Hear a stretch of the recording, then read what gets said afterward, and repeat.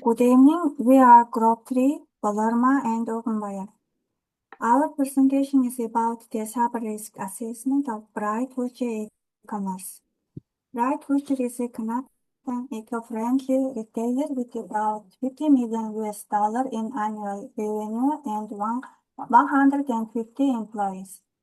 While the company has grown rapidly in recent years, this growth has also increased its exposure to sub-risks. In fact, BrightFuture has already faced several serious incidents, including an 8-hour denial of service attack, the leakage of credentials that exposed more than 200 customer accounts, and multiple SQL injection attempts against its payment systems. These incidents show why a structured risk analysis is essential. Key challenges. From our analysis, BrightFuture faces 5 main challenges. First, the pace of business expansion is very fast, but the security systems have not kept up. Second, the IT security team is very small compared to the scale of global operations. Third, there are clear technology gaps such as outdated SSL TLS encryption, which is the secure communication standard for transmitting data online, basic firewall rules and cloud misconfigurations. Fourth, employees reuse weak passwords and are often vulnerable to phishing emails. And finally, regulatory compliance is complicated because the company must meet the requirements of these 3 global privacy laws all at once. Together, these challenges put customer trust, revenue, and brand reputation at risk. System vulnerabilities. Next. BrightFuture systems have 3 main weaknesses. First, outdated servers and weak SSL TLS make it easy for attackers to exploit and intercept data, while basic firewalls cannot block advanced attacks. Second, authentication is weak since there is no multi-factor authentication and employees often reuse the same credentials. Third, cloud storage is misconfigured and there is no centralized monitoring across the hybrid IT environment. Together, these gaps create a chain of vulnerabilities. One weakness can quickly lead to another. Slide 4. Human behavior is major risk. Many employees reuse personal and work passwords, and one entry failed the phishing test. This shows poor security awareness. Operationally, the company has no incident response plan, no business continuity plan, and inconsistent backups. As a result, it struggles to respond effectively when attacks happen. These weaknesses show that security is still viewed as an IT problem rather than a shared responsibility across the company. Threat landscape. Next, we identified 5 major threats. First, phishing and credential theft are the most common and most dangerous. Second, SQL injection directly threatens the confidentiality and integrity of customer payment data. Third, DOS and DOS attacks disrupt system availability and cause direct revenue loss. Fourth, cloud misconfigurations create the risk of data leakage. And finally, insider threats, whether intentional or accidental, can lead to severe consequences. Overall, the estimated annual cost of cyber attacks to BrightFuture is about $1 million, including both lost sales and reputational damage. At this point, I will hand over to my teammate Ogunbaya, who will introduce the last part.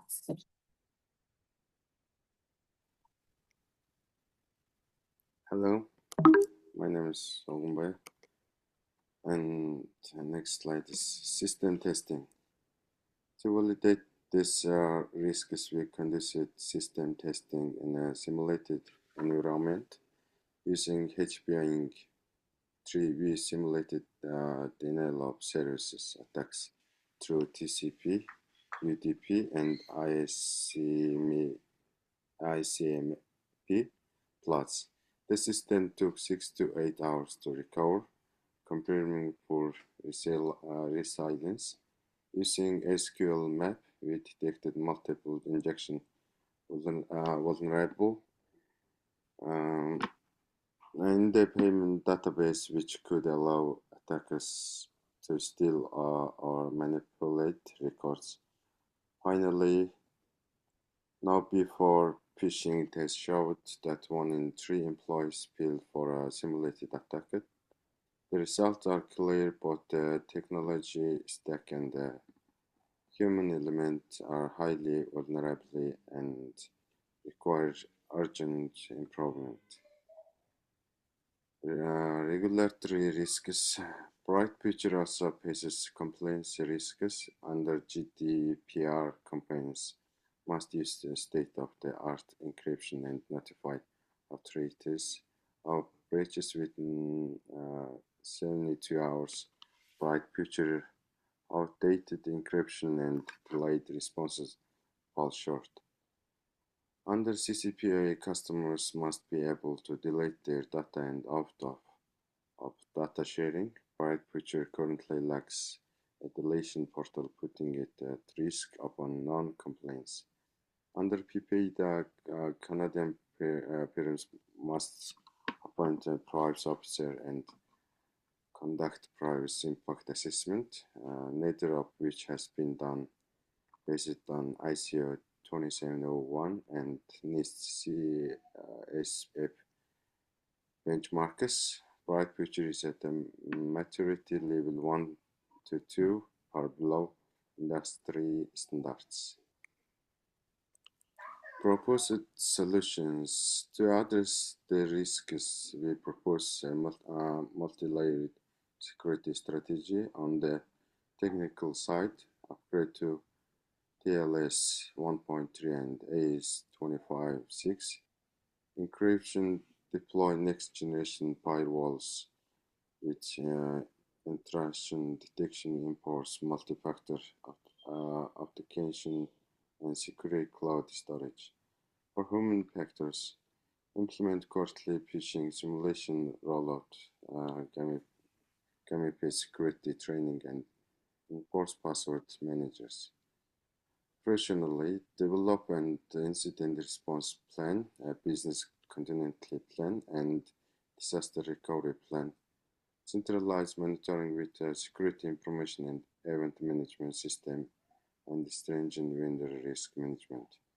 Finally, Allision compliance with ISO 2701 and the NIST cybersecurity framework to improve maturity. This layered approach ensures that no single point of failure compromise the entire system.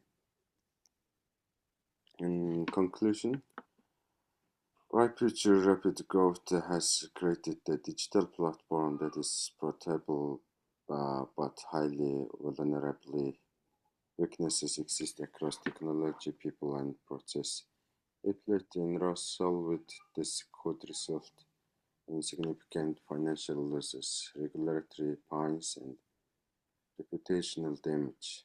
The way forward is a layered defense strategy, combined technical upgrades, staff training, stronger operational planning, and compliance with global regulation. Ultimately, cybersecurity shouldn't be viewed as a cost, but as an investment in customer trust and business continuity. By safeguarding its digital platform, BrightFuture can continue to grow confidently and securely. Thank you. Thank you. Okay. Sağ ol.